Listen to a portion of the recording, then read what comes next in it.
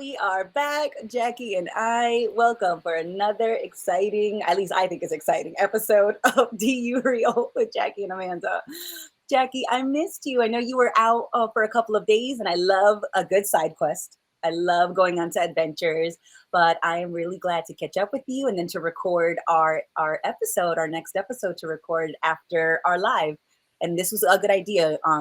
Have our live as like a warm up.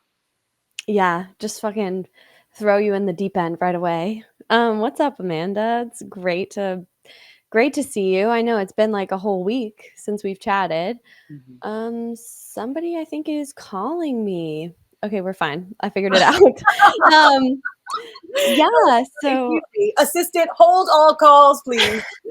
yeah, I tell them I'm busy. Tell them I just. Yes, send them to voicemail, please. Yeah, it was great. I went on a little trip to Idlewild, California, and there was snow up there, and it was just like a little cozy little town, and just smoked a bunch of weed, hung out in the hot tub, no complaints at all, and just it was nice to just get out of my normal environment for a couple days. Mhm.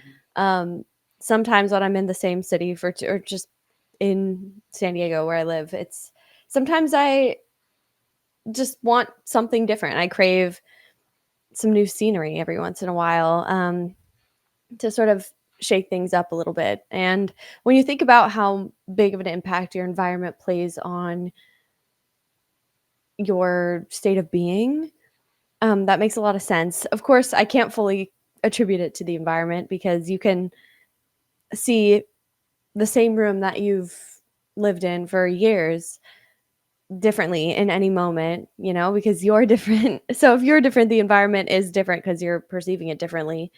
So that's like the biggest factor. But sometimes it can go the other way around, right? A change of scenery can sort of shift things internally for you as well, and just allow you to see things in a different way.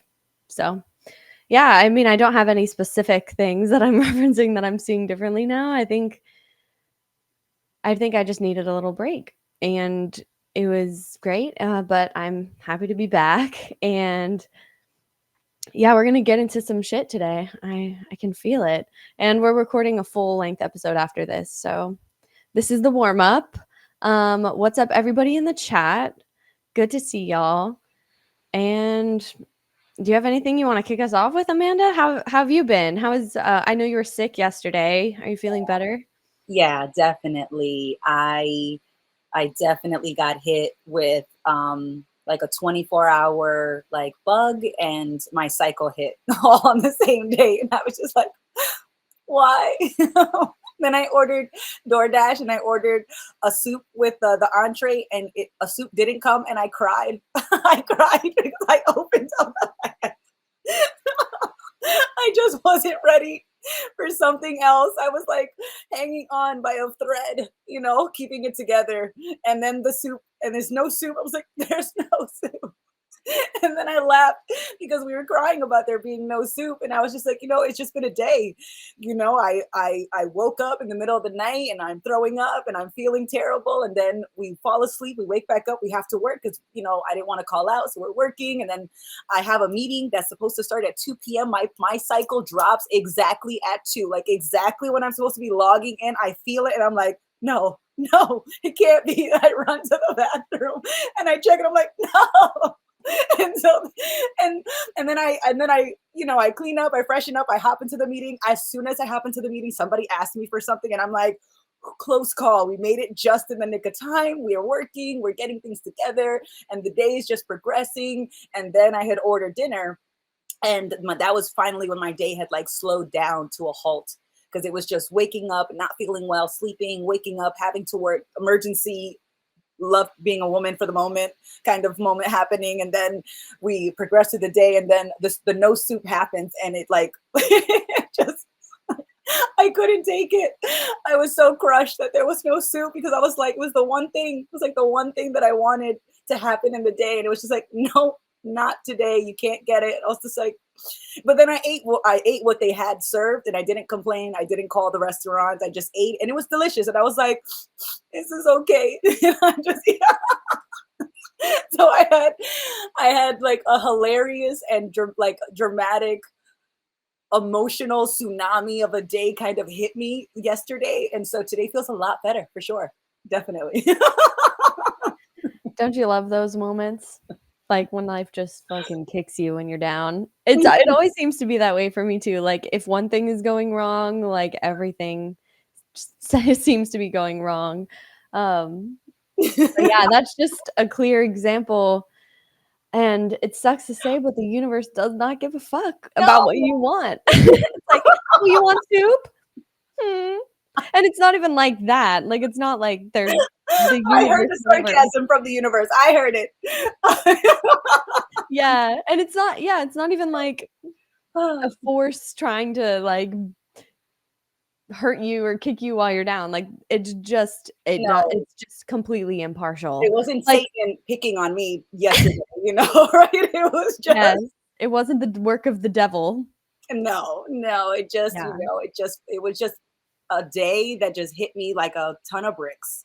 And I weathered the storm like pretty well. It's just I could only keep like not feeling the not so pleasant part back for so long, right? Because it was just like, we have other things to do. Like, as much as I'm feeling terrible, as much as I'm, not feeling great on so many levels, like I still have to work, I still have to live, I still had to eat, I still had to, use the bathroom, brush my teeth, clock in for work, do some meetings, like, and I still was capable enough. It's not like I was pushing my body past a point where it couldn't work. It's just that we were feeling extremely crummy, and so we pushed through that. But then at some point, that no soup man really broke me. I was just like, I couldn't hold back that I was just like sad and feeling crummy and just feeling terrible. And so I just cried because I didn't have the fucking soup. And then that led to a really a hilarious moment where I'm just laughing about crying about no soup, because I'm like, that's not life or death, right? Like, it's not the worst thing in the world to not get soup. Like, it's just, but I acted like my whole world had collapsed. But I'm glad that I like just let myself feel all that, like, woe is me. Why does this moment suck so much? Right. Like, I just let myself feel that. And then I was like, okay, all right, well, the food does smell good. So it's time. So we switched gears, and then we ate, and then we felt a lot better because that was like my first like really heavy meal of the day. And so, like, I was like sangry. You know how you're like, there's like hungry and angry. It's like we were sangry. We're like sad, angry, and hungry.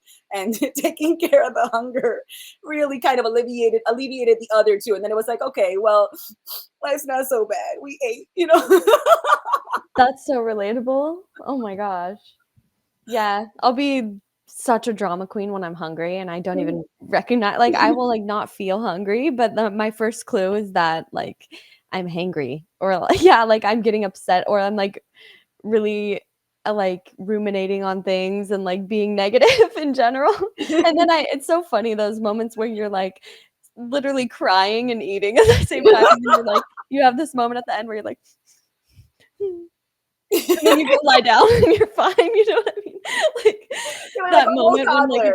yeah, it's Oh like my when god, a it's bringing me kid, back to my terrible twos, flashbacks. I'm like, oh you my god. literally, like a child having a tantrum. It's so funny to watch yourself slip into those states, though, but I'm here for the drama of it all. Mhm. Like, it's always good just to have in the back of your mind that your expectations are never gonna be met, and that doesn't mean your brain is gonna stop making them, because it's like, Mhm. I don't know, like, what are you gonna do? Just not anticipate anything? Or, like, I don't know, we make plans and we do things and we act in specific ways with goals in mind, because what else are we supposed, like, what are we supposed to do? Just, like, float aimlessly about?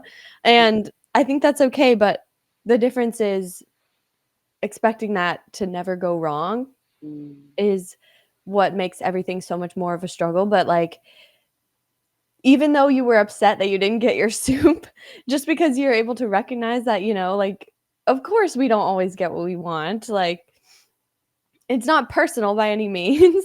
You can, like, yeah, you can be upset, but then you move the fuck on, right? You're not like, my whole day, like, the universe hates me, like, you don't make it into anything more than what it is. You're just like, okay, well, I guess this is the set of circumstances I'm met with now. Now how do I make the best of it? And sometimes you're gonna cry. And that's okay. Like that's just you working through whatever it is you need to work through.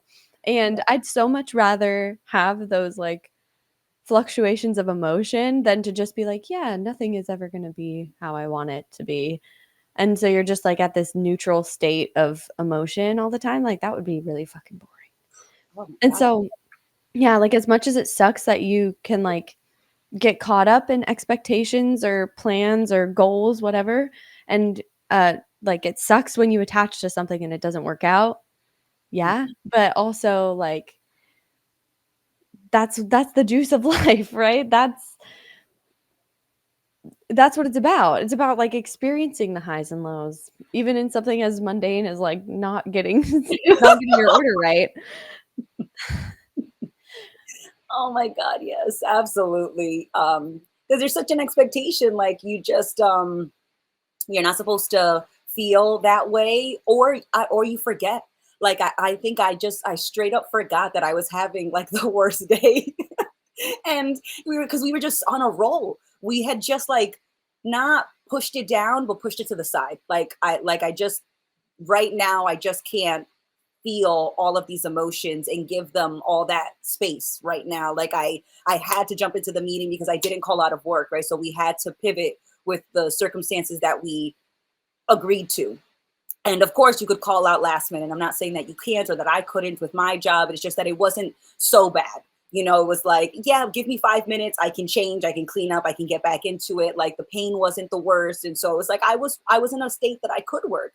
So it was just like, but because I wasn't in such a bad state, or it wasn't, I wasn't like incapable, and because I still had a little bit of juice in the battery, I was going, and I just was like, okay, like we'll feel those feelings later, and then when the soup moment happened, it was at the end of my work day, so there was nothing else that I had to prioritize, so I could just like feel all those feelings, and I just had forgotten that they were there. I had totally forgotten that I had felt so crummy and so sad, and so like, because I was really looking forward to the soup, because soup is such a comforting, nostalgic meal for me. I grew up in New England, and like, in the winters and the falls, we're big on our stews, we're big on our soups, we're big on those comfort foods. And if I'm having a crummy day, and you know the way that I was trying to make myself feel better or comfort myself at least a little bit was by getting foods that made me feel wonderful, that felt wonderful to eat, that had so many wonderful memories tied to them, that felt like a family member had made that soup for me, even though I know it wasn't. But it's just like soup has my heart in so many ways. And so I wanted to give myself a little bit of that soup. So when I didn't get it, I was crushed. I was totally crushed to not get it. And I didn't realize that I was like hoping so much for that comfort, and when I didn't get it, it was like we can't, like, even if you had gotten that soup, you still would have felt really low. You still would have felt really crummy. The soup would have comforted you, but it's still good that we felt these feelings. Like the soup wouldn't have gotten rid of those feelings. It's just it would have been another delay. And so not getting it was a good thing, because I had like a really good cry, because then the crying about the soup led to the crying about just like the day, and how heavy the day had been, and how much, even though we dealt with it pretty smoothly, it just was a tough day. And it's okay to admit that it was a tough day, and I did my best, but it still was challenging. And I finally got to admit that to myself, because I didn't get something that I really, really wanted after a hard day. So I'm glad that I didn't get what I wanted. I'll have soup another day and it'll be fabulous. But I was just like, oh my God, the fact that I was crying over soup, like that's a cherished memory now, like how sad I was because I didn't get it. I opened the bag, I'm like, no. It was just I replay that scene back, and it just fucking cracks me up so much that I'm just like, how much, like a little cup of soup, like how much that means to you. And it's just it's amazing, because we can do that with anything, with people, with certain things in your car, certain items you own, certain places you want to visit. It's like we hold on to these things in such a strong way, and it doesn't have to be big or small things. It's just we can hold on to anything. And so that reminds me that I can hold on, but if I can remind myself that I can hold on, I can also let go. And I don't need something to be there. And it's great if I can enjoy it. But if it's not there, just the practice of not getting what you want is a really good thing to happen every now. It's a good thing when it does happen. Yeah, that's a great point. It goes, this lesson can extend to any situation in your life where you're attached to a certain outcome and you think that the peace, whatever the contentment, the I don't know, the state of being that you're looking for is attached to that thing when it's not at all. Like you're just, and we don't even realize we're doing it, but like we deny ourselves the feelings that we want to feel until we think we've like deserved it or earned it or the situation is correct. And so we give ourselves permission to feel those things. Like, but if we weren't attached to those things specifically, it's not like written in the universe somewhere that those, like, the key to make Jackie happy is this specific career or whatever it is that I'm attached to. Like, that's not the way it has to be, but that's the way I'm making it because of what I attach to. So, Hmm. yeah, it's great when you don't get what you want sometimes. And especially when you don't even realize that you're attaching to something because that shows you Hmm. very clearly what you're attached to. So it's always a good opportunity for more self inquiry.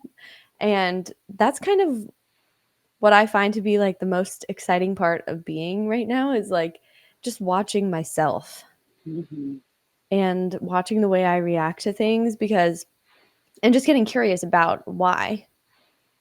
Because it's weird that like you can do something habitually and then it's satisfying some sort of need within you because otherwise you wouldn't continue to do it. But then you might not necessarily know why. And I feel like that's the same thing with emotions too. Like when you cried about the soup, it wasn't just about the soup, right? It's like, and I feel like that's the case with so many other things. Like we have buildups of emotion. And so it's hard to say we're feeling a certain way because of a certain thing. I think it's Hmm. just like when the emotion comes up, just being able to be there with it and pay attention to it, but you don't really necessarily have to understand because you can't know why you're feeling it Hmm. exactly. Like it's pointing you, it might like bring up some more considerations about like, oh, like maybe I was overly invested in this thing that I wasn't aware of. So like it can make you aware of that, but overall why you're attaching to things or like why you feel a certain way about a situation, it's not clear at all. Like emotions are very um hard to conceptualize or really understand because they're just sort of experienced. And yeah, we don't need to logic our way out of them either. Like if something is coming up, it's completely okay. No matter what it is. Like it's not like just because shit's not going to go your way and that expectation is sort of like setting yourself up for disappointment. Hmm. You can know that um but at the same time that's not going to keep you from experiencing it over and over again and that's Hmm. it's not any sort of escape or an answer. Like you're gonna go through tough days sometimes, days that feel tough, and like it's okay to admit that, and it's okay to feel things fully, and you don't have to exactly say why it is or how to fix it. Just go through it. Hmm. And I don't know. A lot of the times I put so much extra pressure on myself to like understand how I'm growing or like intentionally do things in order to grow. But I think reminding myself that it's already processing is very helpful for me. Like, I haven't actually tried to grow into the person I am. Like, it's kind of like, this is just what happened. And I didn't really have to try, and I don't really have to continue to try. Like, if I show up and I experience things, no matter what it is, I can just have this level of acceptance with it, and as I continue to go, Mhm. things will just kind of work themselves out. It's not the other way around. I'm not the one that's like it's I am and I'm not the one creating myself, but I think I take a little bit too much control, like I take too much responsibility, or it's like I put the blame all on myself. Like if something isn't working out, I feel like it's because I'm doing something wrong, not just because this is the circumstances that I'm actually faced with instead of the idea that I thought I should be in. Mhm. You know, just that dissonance between what I think should be happening and what's actually happening. I think the difference between that is my fault that it's not matching up, but it just is. Mhm. Yeah, I I don't think know if that resonated. it definitely did. I think when you were saying like, we take the responsibility, I said, I think maybe we take ownership. When something goes wrong, it's like we own it. Like if there's a fault, it's my fault. I own that fault. I own that source of that issue. I think it's much easier to take that perspective because I'd rather something be wrong with me than accepting that I don't really understand what even happened to even know what went wrong or right. And I do agree, and in the comments we see that emotion is so hard to describe, and it is. I liked one person put it where they broke emotion e motion. They said like the E stood for energy, and emotions, they described emotions as just energy in motion. And I was like, all right, I kind of like that. I think that's pretty good because emotions do feel like energy in motion. It feels like a wave. Like sometimes you get caught up and carried by the current of the way that of a feeling. And it's not necessarily your feeling because you could walk into a room and you could, I love the saying, like you can cut the tension in the room with a knife, and it's like, well, that's talking about a feeling in the room that's not necessarily is yours, but that you just walked into, that you are immediately engulfed by the minute you walked into that room. So I wonder, are all the emotions just like that? Like just there's like just emotions, like streams of emotions everywhere, and you just happen to get caught up in the currents of one or two or five, and you don't even realize it, and then you think, oh, that's my sadness, that's my anger. It's like, no, maybe you're just feeling anger because anger is the energy that's just flowing through you, around you, like maybe it is just waves of energy and we just happen to be splashing or drowning in these rivers of emotion that are constantly flowing through us and around us and above us and everything. And it just feels like maybe it's not necessarily ours. It's just another part of the experience that you can feel directly, but doesn't necessarily have to come from you. um because I wonder about that. Like when you walk into a room and the room is bubbling with, like, it's buzzing with activity and there's laughter and you're like smiling as you're walking into the room. Like, is that your happiness? Are you tapping into the group's happiness? Are you a happiness leech? Are you sucking the happiness out of the room? Like, but in the same breath, if the room is tense and sad and you walk in, and you start to feel that sadness, is it just yours? Is it not yours? Like it's so hard to draw the line in the sand between what is felt and what I am feeling. Like if what I'm feeling is in a vacuum all by itself. Yeah, I agree that it's probably not in a vacuum. And we've talked about this with thoughts as well, but I think it's interesting to think about emotions in this context because I think we feel that they're deeply personal, and we feel like if we're feeling something internally and we don't say it, like other people, I mean, I've done this before, like trying to hide the way I feel from other people and like just trying to act normal and assuming that they wouldn't get it, but like 9 times out of 10 my friends, I'll be like, what's up with you? Like they can, because they can feel that too. Yeah. And so it's interesting though. I don't know if like we're generators of these waves or whatever, and then they can be like spread out into the space, which is just, like there's stuff here, like in between us, right? It's not like it's just empty vacuum. Yeah, but someone said Like, that that's us, that's also us, so I'm like, where do we end? And not just physically, but in Mhm. energy wise, because we're like, we have magnetic currents, a magnetic, we generate electricity, we generate, more than just feelings that people can feel. It's like, oh man, if we're thinking about all the ways that we like touch our environment or are connected to our environment, there is more than a few fucking ways. Because it's your thoughts, like sharing, oh, like when you're in a groove with somebody and like maybe you're brainstorming and studying with a friend, and then all of a sudden you guys have the same idea, pizza, you're sharing the same thought, like I Or don't know, it just, it feels. yeah, or, like, saying the exact same thing as Yes. somebody at the same moment. I love those moments because it's like, yeah, I don't know if, like, I got that thought from you, you got that thought from me, or, like, it's just in the air somewhere here, and we're just tapped into it. It's like like, we put out signals, but we also receive them, and it's a very, like, reciprocal relationship. Like, Hmm. although I do think, like, we have more agency over the way that we feel just based on, like, the way that we see things than we really give ourselves credit for, until we realize it, like, we can sort of see ourselves as, like, a victim to our circumstance or to the world, um, and there's a lot of,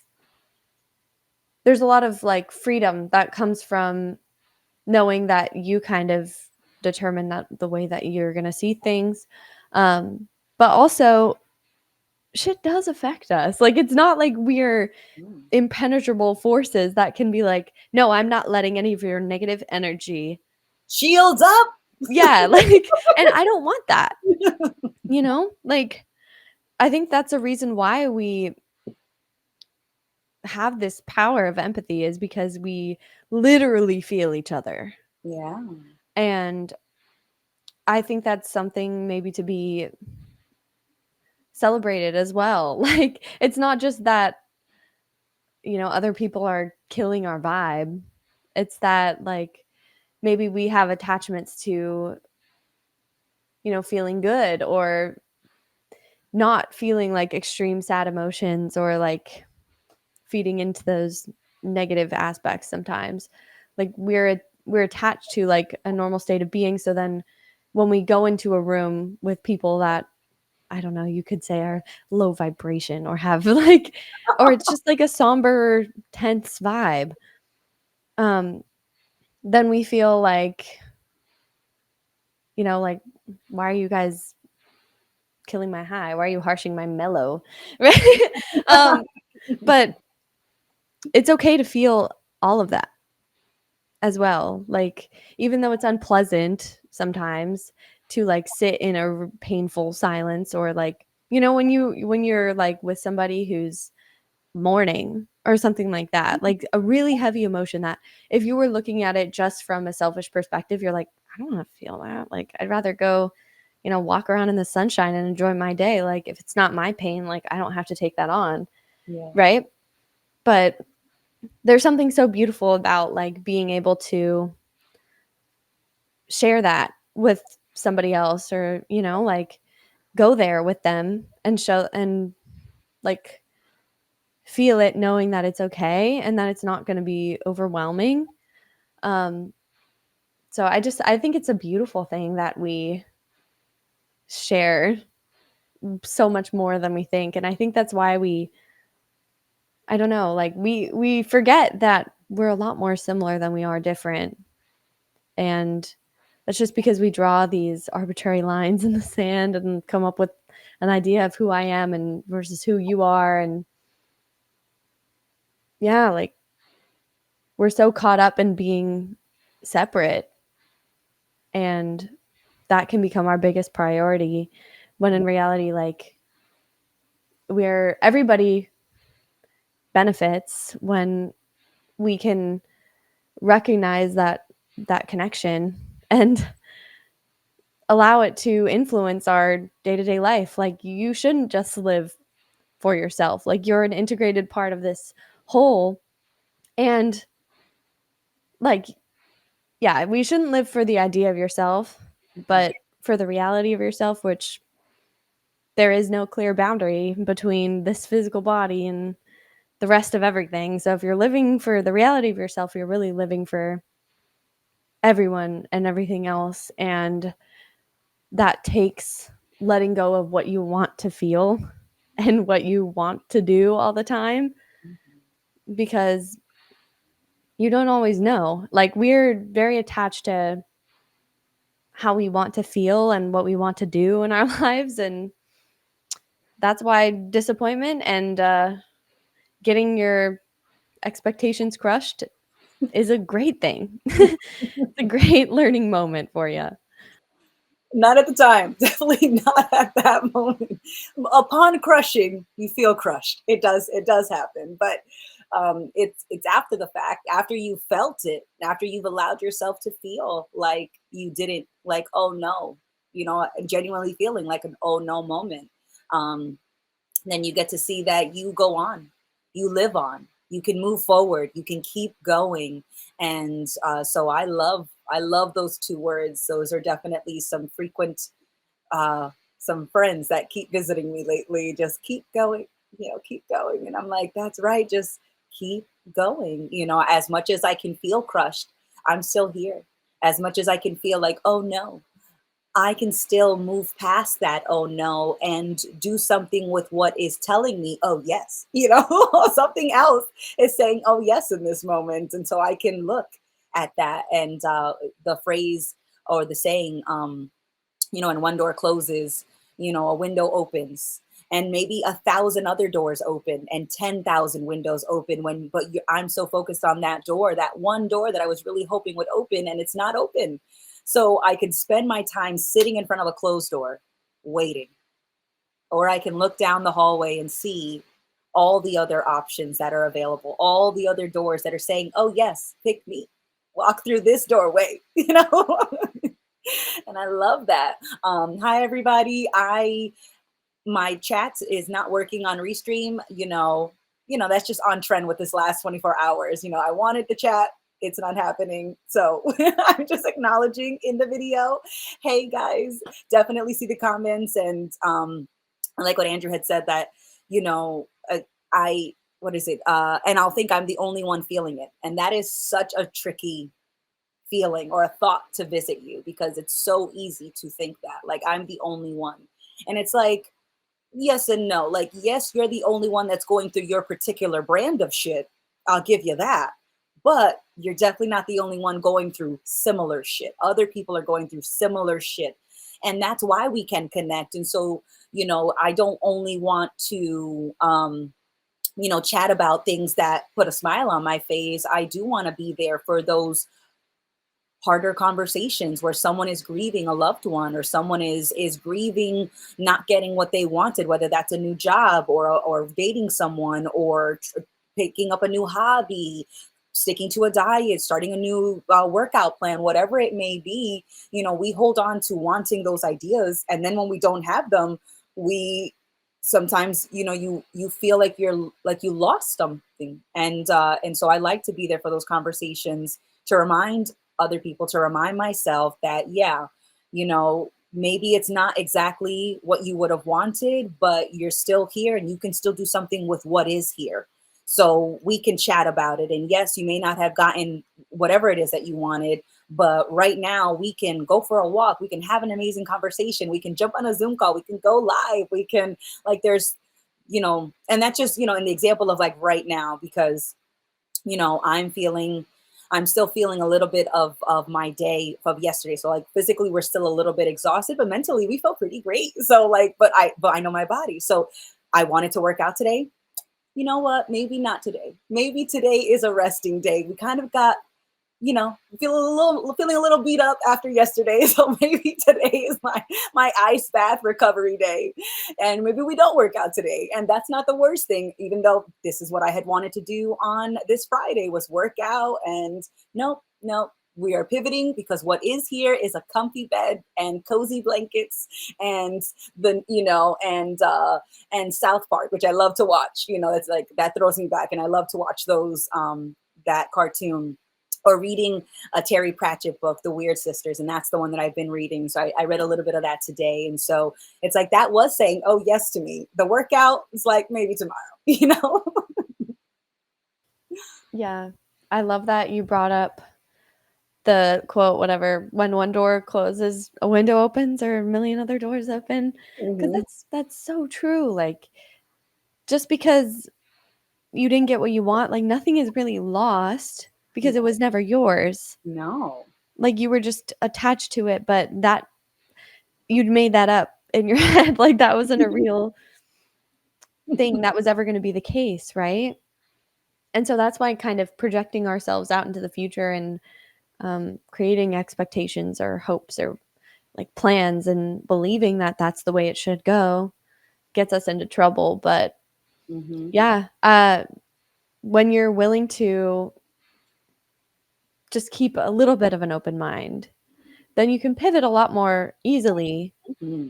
And I think learning to cope with life in a more efficient way is just learning how to pivot better because you know that shit is just gonna hit the wall, hit the fan sometimes. Yeah. Like, this is a wild ride, and Buckle up.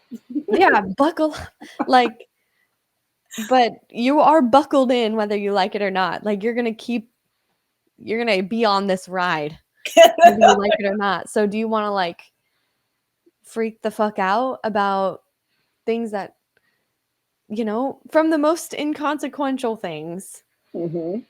to even the big things? Like, yeah, there's probably going to be a difference in the emotional reaction at different ends of the spectrum, but no matter what, like, you can feel and survive and handle anything that life throws at you until you can't. Like, up until the point where you basically die, everything else you can handle and get through. And yeah, it's not going to be the way that you want it to go. Just, it's not. Like, it's not even that it might not be what you want. It's that it's pretty much impossible to get everything that you want in Hmm. life. And if you did, you wouldn't really like that because you wouldn't actually experience the growth necessary to get to that spot that you're thinking about. Yes. Like, we often think about like the end goal, but not the painstaking process of getting there. And so, like, your journey might have twists and turns. Like, you might get thrown on your ass. Like, crazy things might happen that you think that you won't survive. And that is your story, right? That is giving you what you need. I mean, you can't say this for certain because, maybe some shit will happen to you and then you'll like you could let it consume you, right? Oh And yeah. there's nothing wrong with that. In the universe doesn't give a fuck. Mm-mm. Like, there's no sky daddy up there being like, you know, this is wrong. So, like, it's just up to you whether you want to let life crush you and just sit in that spot of negativity, or if you want to just like take things for what they are, let them inform, the way that you move through the world. Hmm. Um, let them inform your empathy, yeah, right? And like, that can be something that actually becomes a strength. All the shit that you go through, that's your superpowers. So I just like to remember that too, because it's like if I'm going through a hard time, I'm like, well, if I'm going through it, it's making me stronger. Like, I love the quote, like, forged forged like steel through fire. Like, in order to be strong, you have to go through some shit. You got to be burned a couple times. And it's not that it's for nothing. It's making you who you are, and there's always something that can be appreciated in that. Like, there's like a strange beauty in people that survive hardship and like unthinkable circumstances and then continue on. Like, there's something so beautiful and inspiring about that, as well as like those people who do that, they're sort of taking back their life. Like, they didn't let that one negative thing like ruin everything. They're Yeah. getting what they can out of their experience. Hmm. Yeah, because it's so easy to think like I've been cursed. There's no hope. I am doomed, absolutely doomed to endure this life of pain and suffering with not even the littlest joy. you know? Like, it's so easy to want to think that you're doomed, but it is I who crushes I. You know, it is just me that crushes me. Like, when something doesn't go my way, it's not like everyone is plotting against me. You know, they are working together in the make sure Amanda is miserable committee. You know, like there isn't, it's not that life is working against me or that life is working to crush me. Is that I tend to be the only thing that really crushes me. Because even when something quote unquote goes wrong, it's usually how I either respond or viscerally react to that moment. And I say viscerally react because it's like a reaction. And I say reaction like a knee jerk reaction in that particular way that has almost no thought and is purely like just shotgun off the cuff reaction versus a response, you know, an unrushed response where I didn't rush to decide how I wanted to respond to a situation, but that I just kind of was space. And usually it works itself out. And so there's not really me needing to do something. It's just not rushing and being space so that things could just work itself out and balance can be found again. Um, but usually when I'm reacting, it's like I'm running off of that emotion, and then I'm running towards a decision of what I need to do, how I need to solve a problem or a situation that didn't go the way that I wanted to. Um, because there are so many times where I tried so hard to make a moment that I didn't want turn into a moment that I wanted. And usually I made it worse because I'm panicking and in my panic, I'm rushing, I'm running, and I don't realize that I have, real world example. I'm rushing out of my apartment. And as I'm rushing out, we knock over a glass, and then I rush to the broom and I knock over two other glasses. Right. So in my knee-jerk reaction to rush towards this solution to fix this unwanted mess, I have now made the mess bigger because I was just rushing. I was running versus just taking a moment to like be that space. We knock over the first glass and we just roll my eyes in my head or we laugh or we just stand there and we just stop moving. And we just stop moving.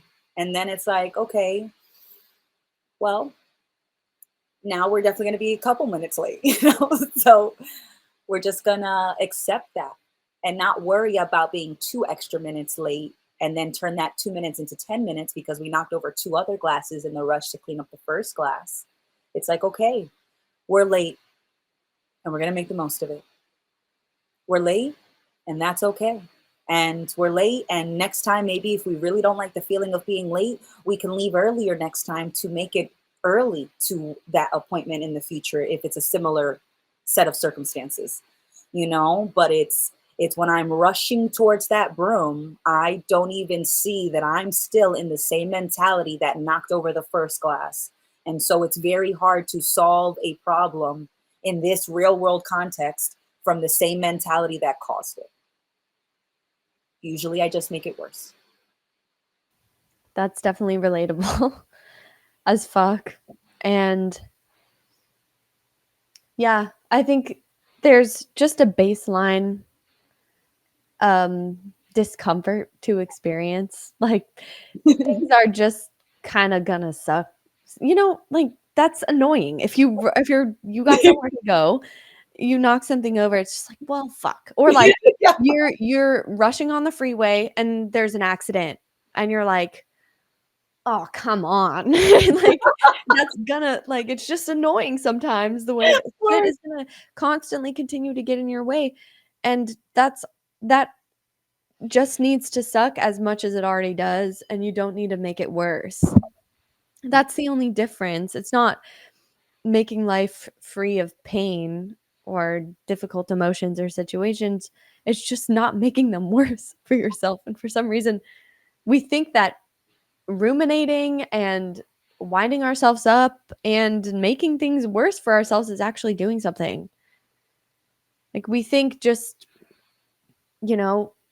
being pissed off and being like, fuck, like I'm running late and like being all hyped up in the car and like flipping off people that are going slow or like and trying to speed, like, we think that actually means something about us or like Yeah. matters or would change anything, and Mhm. it just won't. Like, it just makes things harder. And so, yeah, I've noticed myself recently in situations where like I would typically get anxious. Like running late for work is a great example. Mhm. Um, because I feel like I don't pay attention to the time a lot of the time, and then when I'm like, "Oh fuck, we gotta go," most of the time. Um, and like you just don't need to make it a big thing. Like uncertainty is just a thing, and you can just drive a normal pace safely, sing along to your music. You don't have to, because it's not going to change anything. I Mhm. just, when you realize how pointless all of that extra mental suffering is, then it just doesn't make sense to keep fueling that fire. And that doesn't mean like I don't, even when I'm running late, like start to feel anxious inside. Of course. It's also like, that's fine too. Mhm.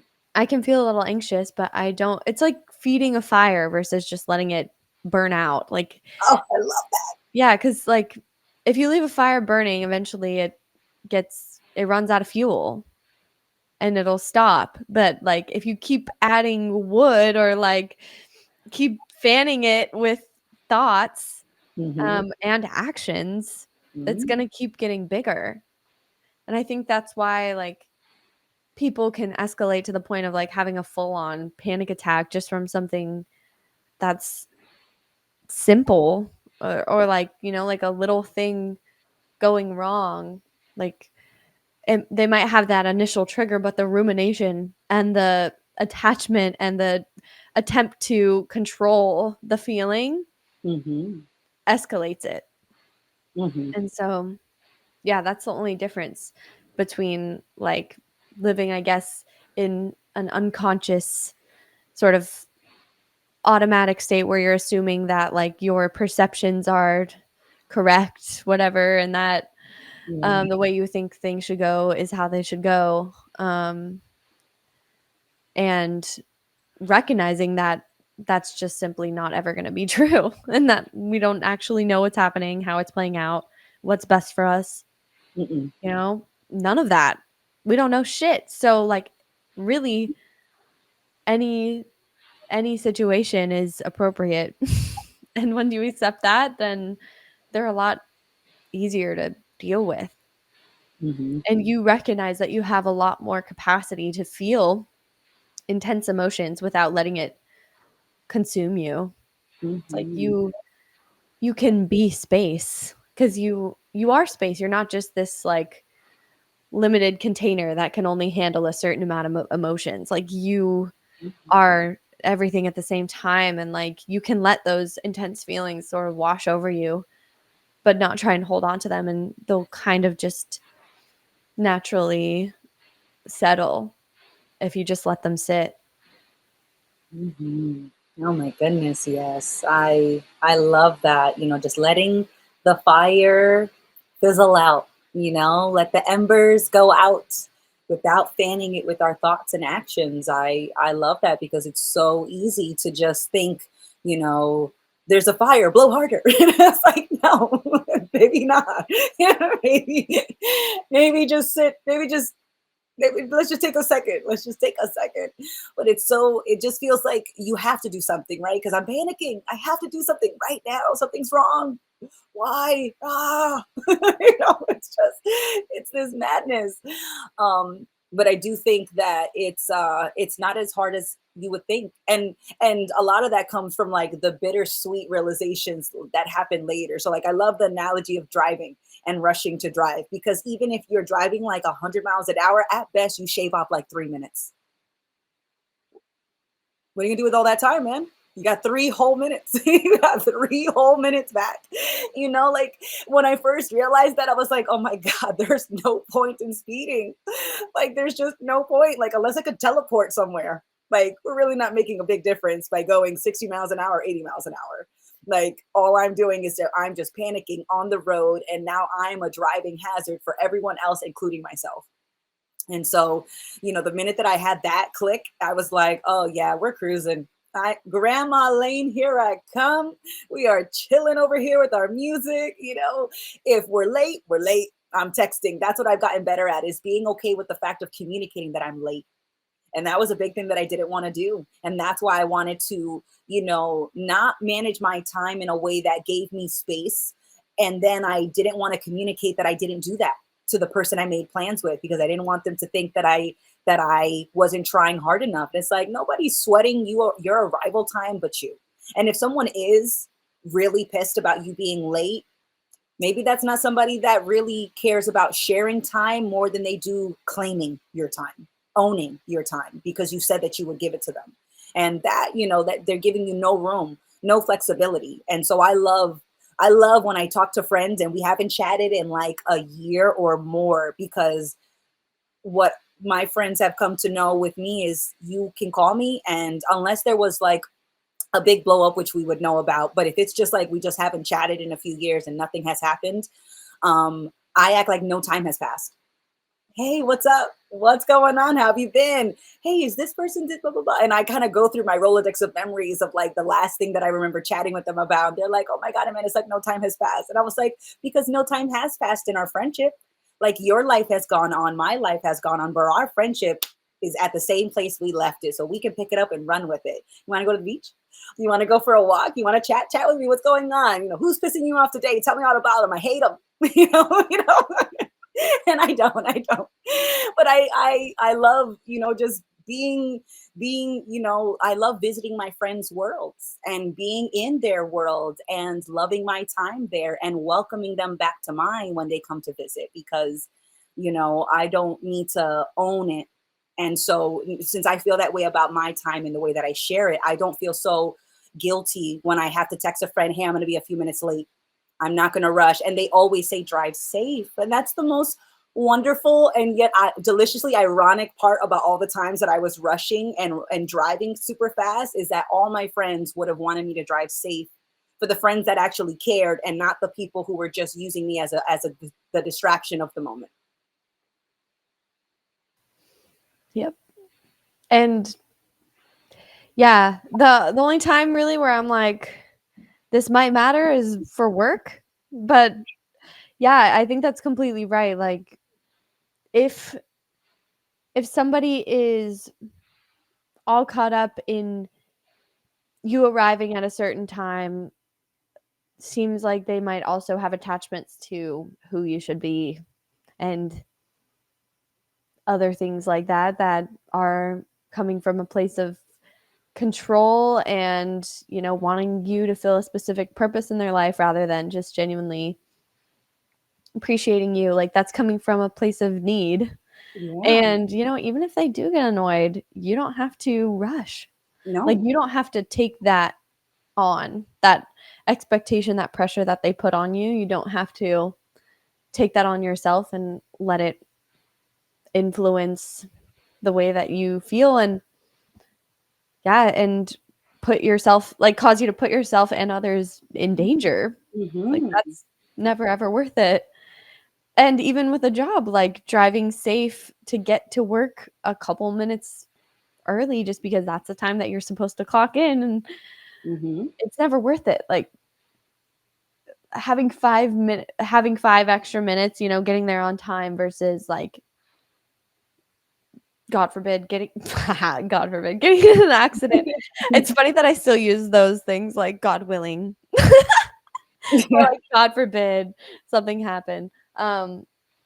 But yeah, it's just we think that being on time is the right way to be and that it means something about us because we want to be seen as responsible and prompt, and like we conflate little things like that to mean like something about how we feel about the other person or how seriously we're taking our connection, whatever. But if you know that like all of that is uncertain, and at the end of the day, the way that you're experiencing your reality is based on the way that you're thinking about it, the perception that you have, the extent to which you're settling on certainty, and Mhm. sort of like coast through a little bit more.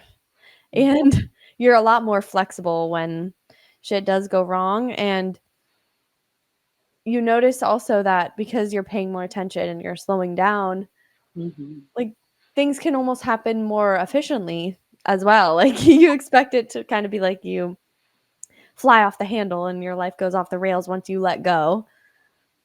That's not the case. It actually allows you to be more involved with your life when you're not so caught up in your mind and attaching to every little thing that happens to you.